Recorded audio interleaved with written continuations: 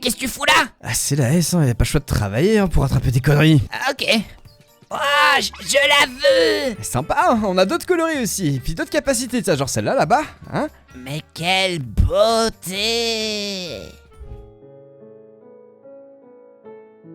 C'est quoi la meilleure armure Minecraft si on la faisait dans la vraie vie? Tu te poses ce genre de questions, hein, Philibert, hein? Non. Et bah comme tu te poses la question, bah je vais y répondre, me remercie pas, c'est cadeau. Tu fais chier. On va commencer par la plus explosée dans le jeu. Dans Minecraft, c'est l'armure de cuir qui sert à rien à part écouler ton stock de vaches à la rigueur, mais est-ce que c'est le cas aussi IRL? Minute papillon, il y a le cuivre aussi, c'est encore plus nul, le cuivre. Le quoi? Ah putain, il y a une mage entre le temps. Bah on va faire comme si elle n'existait pas, hein, parce que j'ai la flemme. J'ai la flemme. Et puis surtout, avec Noël et Nouvel An, c'est pas comme si on avait vraiment eu le temps de tryhard ou qu'on avait eu 2 mois pour faire la vidéo. Je suis explosé et en plus j'ai déménagé, donc j'ai encore moins le temps. Heureusement qu'il va me renvoyer tout ce qu'il faut.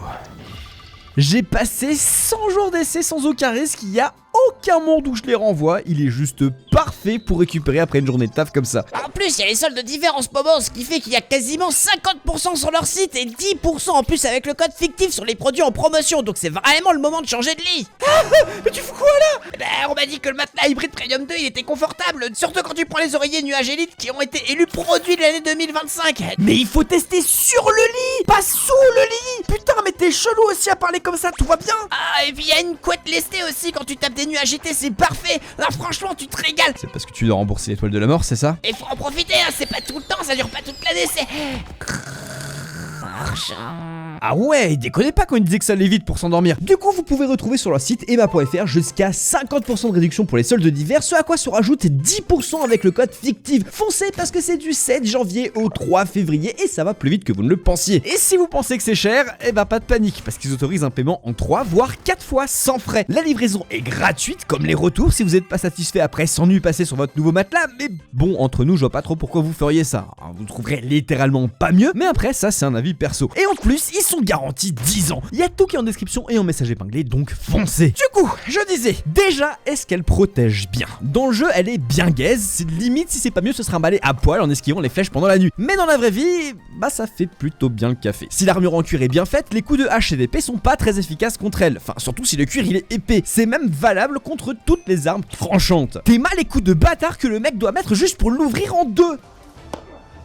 J'ai compté, il a balancé 6 coups de barbare pour toucher la mousse. On dirait mon daron quand je lui ai dit que je voulais faire back L the bee. Et encore, là il est pas traité parce que la fibre du collagène du cuir ça peut durcir encore plus, genre quand elle est bouillie dans de la cire ou de l'huile. Et ça, bah c'est vraiment cool pour notre armure parce que les flèches tirées par un bouc de l'autre côté du champ de bataille vont finir dans le cuir et ne vont pas le toucher. Allez les vaches, il est temps de ken, j'ai besoin de cuir pour mon business. Sauf que, bah le Moyen-Âge c'est fini, les flèches ça a été remplacé par des AK-47 voire plus, si on veut vraiment forcer le trait, et c'est pas un blouson de motard qui va te laisser taper des droites gauche en Ukraine quand tu seras appelé. Mais sans parler d'armes de destruction massive de l'époque moderne, la pointe d'une épée ça suffit, le fait de concentrer autant d'énergie sur une si petite surface va forcément perforer le cuir. Contre les chocs contondants, genre les massues et les chutes, c'est pareil, l'efficacité sera plutôt mid parce que le cuir absorbe assez peu l'énergie. Celle-ci est suffisamment répartie pour éviter des coupures, mais pas assez pour éviter que t'aies un bleu comme l'autre soir quand t'as pas réussi à trouver la première marche de l'escalier dans le noir. Bordel asiatique! Est-ce que l'armure est résistante? Alors bon, ça dépend de l'entretien, en vrai. Si elle est tenue à l'écart de l'humidité, ça devrait pouvoir tenir quelques années sans problème. Elle résiste aussi très bien au frottement, oui, c'est pas juste pour le flow que nos poteaux à 2 roues la portent. Et même si c'est pas top niveau résistance, il y a quand même pas mal d'avantages à avoir de l'armure en cuir. Déjà, le poids. C'est léger de ouf. Selon le cuir, on peut être entre 600 et 950 kg par mètre cube. Si on compare à une armure médiévale de base, qui pèse environ 25 kg, l'armure en cuir, elle, pour le même volume, ferait seulement 2 ou 3 kilos. C'est même pas le poids d'un pack de lait, avec ça le daron aurait eu aucune excuse pour revenir. Ouais, désolé, il y avait des bouchons, en plus c'est Noël, t'as vu le marché actuel, j'arrive pas à traverser la rue pour trouver du travail, je pense que c'est le moment qu'on se dise ciao, j'ai besoin de prendre l'air et je cherchais des clopes, je reviens Philibert. Papa! En plus du poids, le cuir c'est ultra flexible et ultra souple. Niveau mobilité, on est Gucci, que ce soit pour attaquer ou pour se déplacer. Autre point que personne n'évoque en général, et c'est probablement un des points forts les plus notables de l'armure, on douille beaucoup moins à cause des températures que si on portait une armure en métal. Pour faire simple, il faut regarder la conductivité thermique, la capacité d'un matériel à diffuser la chaleur ou le froid. Celle de l'acier par exemple est à 50 watts par mètre par Kelvin, alors que celle du cuir est à 0,10. Une autre question à se poser, c'est est-ce que c'est facile à fabriquer? Parce que si la conception c'est un en fer, c'est pas dingue. Mais c'est du cuir, donc bien évidemment que ça va être plutôt facile. Peu importe les époques et les civilisations, il a toujours été utilisé pour se vêtir ou alors pour sceller des cheveux par exemple. C'est tellement facile que même les boucs de la préhistoire arrivaient déjà à s'en servir. Peu importe le type de cuir, il suffit d'un travail de tannerie, puis de le couper, de le coudre et c'est bon. Si 2 personnes bossent dessus, en une semaine c'est plié. Bon après faut encore traiter le cuir et ça prend pas vraiment beaucoup plus de temps à faire non plus, soyons honnêtes. C'est pas compliqué parce qu'on rappelle, il suffit tout simplement de le bouillir dans de la cire ou dans de l'huile. Un dernier point, le prix. Et là aussi c'est un gros avantage du cuir. Ça coûte relativement que dalle de faire une armure en cuir. Au pire du pire, tu vas t'en tirer pour 2000 balles parce que tu auras inclus la main d'œuvre. Soit l'équivalent de 1000 Kinder Bueno, 400 menus kebab, frites, boissons en 2008 ou 2 à l'époque actuelle. Par contre, j'ai juré, certes, le titre de l'armure la plus useless, c'est celle du cuir, mais je pense qu'on a une concurrente très solide avec la côte de maille. Enfin, solide, c'est un grand mot parce que c'est tellement explosé que mon ex pourrait la briser en écartant les... Oui, j'ai compris. Mais IRL, c'est pas du tout la même histoire. Déjà, l'armure en maille excelle contre les armes tranchantes. Au pire, t'as des coupures superficielles, mais c'est tout. Et d'ailleurs, c'est pour ça que pendant des siècles, c'était l'armure top tier pour faire la guerre. Surtout avec un gambisson. Un gambisson, c'est une espèce de grosse veste en coton que les boucs portaient en dessous de la côte de maille, justement. Par contre, pour des armes perforantes, genre des dagues, des lances, etc., c'est pas terrible. Les pointes peuvent facilement écarter les anneaux de la maille et créer un trou. Des tests ont estimé qu'environ 140 à 200 joules d'une pointe de lance suffirait à passer outre. Et c'est pareil pour les projectiles, style les flèches, les carreaux d'arbalète, qui lâchent quand même vachement plus de patates quand elles touchent leur cible. Et ça, c'est sans parler des armes modernes, bien évidemment. Par contre, face aux chocs violents, style chute, faut pas vraiment compter sur elle. L'armure sera aussi utile que la redevance télé, le capuchon de con, des bouteilles en plastique qui te niquent les nez quand tu veux boire, ou alors le service des urgences en France. En termes de durabilité, par contre, c'est carré. Si un anneau se brise ou se déforme, il suffira de le remplacer. Comme tous les métaux, l'acier, ça peut rouiller. Donc il est indispensable de la graisser si tu veux pas choper un giga tétanos, ou alors finir râpé comme le parmesan qui traîne au fond de ton frigo depuis avant le Covid. Niveau mobilité, t'es souple comme Véronique de la Conta après le fameux verre de trop. Tu peux courir, monter à cheval, faire des Y en T-Max en sortant du Louvre, bref, t'es plutôt à l'aise quand tu la portes. Et niveau poids, c'est comme aujourd'hui à l'armée, t'as 20 kg sur le dos et tu peux cavaler. Par contre, pour la discrétion, là on va repasser, parce que la côte de maille, ça fait un bordel de bâtard quand tu bouges. De plus, c'est un métal, donc ça réfléchit énormément la lumière, ce qui fait que, en plus d'avoir super chaud, on va te voir à peu près, genre je sais pas, 20 km à la ronde. Un tout hasard. Ah, et surprise, en hiver, si jamais il fait froid, tu vas te transformer en Mr. Freeze. Ah, ça c'est cadeau. En termes de fabrication, c'est pas aussi facile que le cuir à traiter. Déjà, ça demande du temps. Beaucoup de temps, parce qu'il y a des dizaines de milliers d'anneaux à accrocher ensemble. Si tu t'y mets juste après cette vidéo, t'en aurais pour quoi 2 mois? Et encore? Bon, heureusement, grâce à l'industrie moderne, en quelques heures c'est plié, et en termes de prix, on est sur le prix de l'acier au kilogramme, donc on est entre 10 et 20 balles. Sauf que c'est surtout la main d'œuvre qui va faire grimper le prix. On est aux alentours de 4000 € aujourd'hui. C'est quasiment 3 SMIC, Zombie. Heureusement, on s'en fout un petit peu dans le jeu, parce que nous, ce qui va nous intéresser, dès qu'on débute, c'est de choper rapidement du fer pour le transformer en armure. Et là, on va passer à un tout autre niveau de jeu. Et IRL aussi, on va totalement changer de gamme niveau protection. La mousse va s'émousser largement avant d'endommager la surface de l'armure si elle est bien faite, et toutes les armes perforantes et les flèches, c'est pareil, c'est à peine si tu vois une rayure.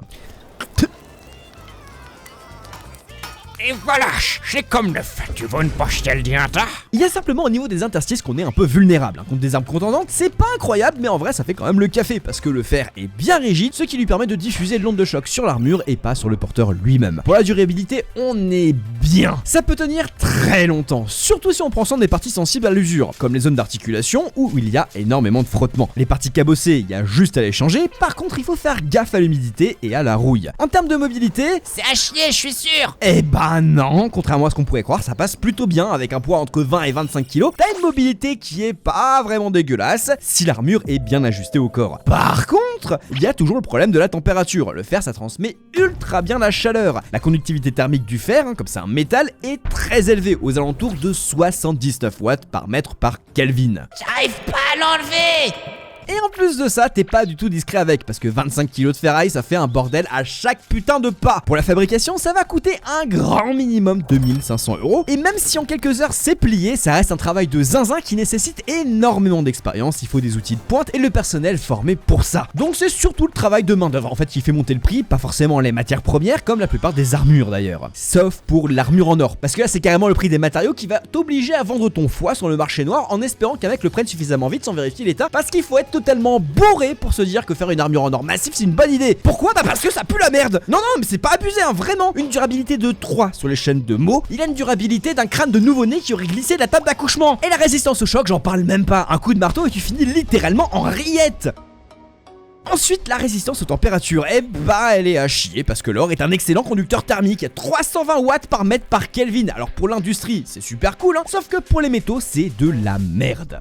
Au moins, il y a de la street cred. Bah non, tu vas juste finir à poil dans une ruelle parce que tu vas te faire suriner comme un touriste à Londres. Pour la durabilité de l'armure, c'est un des rares atouts de l'or, hein, parce que là, elle est là pour durer, parce que chimiquement, l'or, c'est ultra résistant. C'est un métal noble, c'est-à-dire qu'il ne peut pas être combiné avec de l'oxygène. Autrement dit, il ne peut pas rouillé. Donc même exposé à l'humidité, à la pluie, à tout ce que vous voulez, dans 20 milieux sous les mers, l'or ne va strictement jamais bouger, il n'y aura aucune trace d'usure si elle n'est pas utilisée. Ensuite, niveau mobilité, l'or est très dense, c'est-à-dire 2 fois plus dense que l'acier, avec des bases volumiques de 19 300 kg par mètre cube contre 7 800 kg par mètre cube. Autrement dit, si l'armure en acier fait 25 kg, une armure en or en ferait 62. De plus, l'or étant relativement mou, l'acier pourrait se tordre au niveau des articulations à force de bouger, autant dire que c'est impossible de se battre avec ça. Ce serait beaucoup trop inconfortable en plus d'être dangereux, littéralement. Enfin, on en vient au prix, parce que fabriquer l'armure, en soi, ce serait pas plus compliqué qu'une armure en fer. Même si ça prendrait pas mal de temps, genre quelques semaines, ça serait quand même faisable dans l'absolu. Comme je l'ai dit, c'est un métal vachement malléable, du coup il faudrait lui sculpter la forme qu'on veut assez facilement, ça c'est pas un souci. Le vrai problème, c'est qu'il faudrait pas que l'armure se plie sur elle-même. Si les couches sont trop fines sur l'armure, l'or est tellement malléable et lourd qu'il va se plier sur lui-même, un peu comme une feuille d'alu. La solution serait donc du coup de la rendre plus épaisse, mais ça va nous rajouter encore du poids, ce qui n'est absolument pas ce qu'on veut. Et ensuite, l'or en lui-même, eh ben ça coûte une couille, parce que pour avoir une armure de 62 kg, le coût de l'or en euros le 21 octobre 2025 étant de 118 000 euros le kilo, après un calcul en croix rapide, on arrive à 7,3 millions d'euros. Et ça, c'est uniquement pour le métal. Et dans le meilleur des mondes, hein, et c'est-à-dire sans aucune perte d'or pendant la conception, ce qui n'arrive jamais. Et on va monter encore d'un cran dans les armures pour celle qui est restée très longtemps la meilleure du jeu, et qui d'ailleurs encore est tout à fait acceptable aujourd'hui, l'armure en diamant. Full Stuff Diams protection 4. Sauf que dans la vraie vie, à part ressembler à un Playmobil, ça donne quoi? Et bah déjà, on va pas pouvoir le rayer. Comment ça, mon ref? Bah c'est juste impossible sauf avec un autre diamant. Il est au maximum de l'échelle de Mohs, 10 sur 10, le boss final des matériaux. Donc toutes les armes tranchantes, on oublie, hein, elles ne font absolument rien. Pareil pour les armes perforantes, la pointe d'une lance par exemple va littéralement s'aplatir ou même éclater. Et truc de fou, contre certaines armes à feu, bah ça pourrait passer. Bien sûr les petits calibres, hein, parce qu'on va pas commencer à balancer des canons ou des snipers parce que ça passerait pas. Là, je vous le dis directement, testez pas, ça ne marche pas. Super, direction le premier site de test atomique. Allez, vas-y, fais-toi plaisir. Bref, la durabilité, par contre, ça fait pas tout. Le diamant est certes un matériel extrêmement durable, mais il absorbe très mal l'énergie. À cause de sa structure cristalline, il est extrêmement cassant et on dit qu'il a une faible ténacité. Un choc bien placé pourrait suffire à fracturer net l'armure. Un gros choc et elle finit éclatée au sol, un peu comme la note de Pokémon Zeta Frame 1 lors de la sortie. Alors la balle, elle est absolument pas perdue, elle est bien visée, calibrée et elle est surtout méritée. Et pour rien arranger, la portée reviendrait à se mettre soi-même dans une dame de fer, parce que tu vas te faire lacérer à chaque moment par le diamant parce qu'il est tranchant. Si t'as pas ce qu'il faut à l'intérieur pour qu'il y ait aucune friction, tu es finito. En plus, c'est un très bon conducteur thermique, il est excellent même, 2200 watts par mètre par Kelvin. Le moindre contact avec l'armure s'il fait chaud ou froid et tu finis en kebab ou en glace. Par contre, bon point pour le diamant, sa résistance au temps. Il est littéralement inaltérable. Chimiquement parlant, il y a rien qui l'atteint. Il ne s'oxyde pas, l'humidité ne lui fait rien, il y a aucun acide courant qui peut l'user, bref, c'est un matériel techniquement éternel. C'est juste la résistance mécanique qui est nulle à chier. C'est un peu dommage quand tu veux porter ça en armure. Le moindre choc, on rappelle, peut créer des micro-fissures internes qui, comme par hasard, en posant l'armure brutalement un peu sur le sol,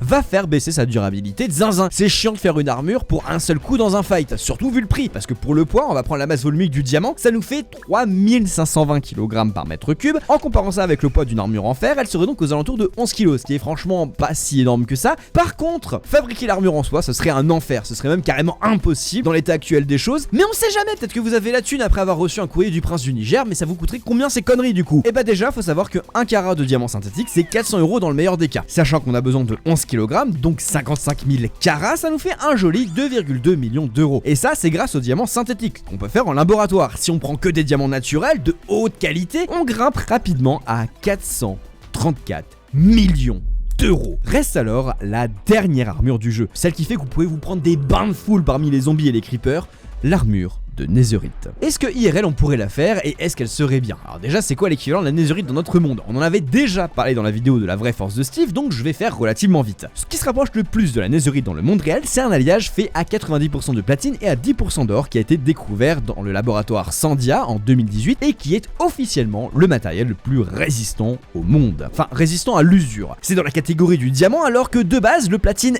et l'or sont assez malléables et sont connus pour être des matériaux relativement mous. Sauf que l'alliage qu'on va appeler netherite, même si c'est pas le nom officiel, est 100 fois plus résistant à l'usure que l'acier très haute résistance. Ça veut dire que l'armure, si elle se tape contre une épée par exemple, elle va littéralement se foutre de la gueule de la lame qui va s'émousser avant qu'il y ait le moindre dégât ou micro-rayure visible dessus. Par contre, pour les flèches, comme le métal est considéré comme un métal ductile, c'est-à-dire qu'il va avoir tendance à se déformer plutôt que se casser, et ben tu vas te taper un creux dans l'armure. C'est chiant, mais pourquoi pas. Par contre, contrairement à l'or, il ne va pas se détendre, donc il va garder sa forme au maximum tout du long de sa vie. En plus, la netherite dans la vraie vie va créer un véritable revêtement naturel aussi glissant que la graphite. Presque aussi dur que le diamant à chaque frottement. Genre plus tu vas taper un bougre en netherite et plus son armure va être résistante. C'est une aberration. Au vu de sa composition, c'est normal aussi que la netherite conduise très bien la chaleur. Ce qui veut dire que le bougre à l'intérieur va littéralement cuire si tu le traînes dans le désert ou se transformer en glaçon si tu l'emmènes dans l'Arctique. Mais je m'en fous, moi je vais pas aller dans le Sahara ou en Sibérie. Oui, bon, tu marques un point. En théorie, ces contraintes nous affectent pas trop. Un truc aussi qui pose problème, c'est la densité de l'armure, parce que l'alliage est à 21 200 kg du mètre cube. C'est 3 fois plus dense que l'acier, ce qui veut dire que pour la même surface d'une armure en acier classique, l'armure en netherite va faire 70 voire 80 kg. Alors oui, tu peux toujours la porter, mais par contre, j'espère que t'as pas skip les leg days parce que tu vas juste finir au sol sans pouvoir te relever. Niveau durabilité, en dehors de tout ce qui a été dit avant, le platine et l'or sont des matériaux nobles, donc il n'y a pas d'oxydation. Tu peux passer un coup de chiffon, elle est comme neuve, même sous la pluie, dans la mer. Techniquement, une armure en netherite pourrait exister jusqu'à la fin de l'humanité sans aucun problème. Par contre, ça sous-entend qu'on la fabrique. Et pour ça, bah y a rien de plus simple. Non, je déconne, c'est super relou parce que le platine c'est l'un des matériaux les plus rares sur Terre, que t'en auras besoin d'environ 67 kg de platine pour 8 kg d'or pour faire ton armure complète de 75 kg. Juste pour les matières premières, on est aux alentours de plusieurs millions d'euros, sans compter la main d'œuvre et le matériel nécessaire pour atteindre le point de fusion de l'alliage qui est quand même à 1800 degrés Celsius. Et pour le prix, sachant que le platine coûte 43,3 € du gramme et que l'or est à 114,8 € du gramme, ça nous fait un total de 2,6 millions d'euros pour le platine et de 780 000 € pour l'or, soit un grand total de 3,4 millions d'euros pour ta putain d'armure en netherite que personne va porter, sauf s'il s'appelle Renonel. Et encore, je suis même pas sûr qu'il en ait besoin. T'es mal et perd du bousin. En regroupant toutes les attaques qu'on a réunies sur toutes les armures dans la vraie vie, on peut faire un petit classement rapide. On voit que chaque armure max plus ou moins certaines catégories, genre la netherite est top tier au niveau de la protection globale, mais un impact fait que t'as des creux, genre la mer rouge qui est séparée par Moïse, etc. Enfin bref, vous voyez le truc, si tu prends un coup de savane un peu trop fort, il y a moyen que ce soit pas si ouf que ça. En ça, c'est un peu long quand même, tu veux pas abréger? Ouais. Bref, scientifiquement, l'armure la plus potable dans la vraie vie, d'après la science, c'est l'armure de fer. Tout ça pour ça? Ouais, mais bon, quand on veut répondre à une question, faut le faire bien, Philippe. Qu'est-ce qui c'est quoi ça? Bah il est presque traîné dans la cave. Mais pitié qu'ils viennent le chercher, ce gamin, j'en ai marre.